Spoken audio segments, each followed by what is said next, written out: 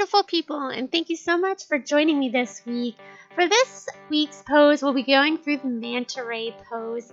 This is a more advanced posture, and this is because you need a lot of bodily awareness in order to safely twist within this pose and not risk injury to your knee. I repeat, this is not a great pose for beginners. That being said, let's get started. I first begin this pose standing underneath of my plumb line. When I'm ready, I step up into the hammock.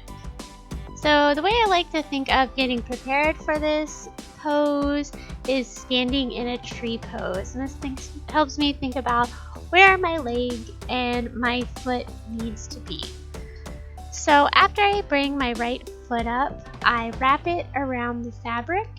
And then I begin to kick out the fabric while I use my left foot to guide the fabric outwards. So as I come down, my goal is to have the fabric basically lined up with my butt crack. Then as I continue to hold the fabric for security, I lean back across the fabric and I grab my foot.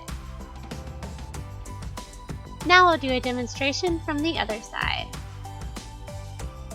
As I mentioned at the beginning of this video, it's very important to stay mindful of your knee during this entire posture.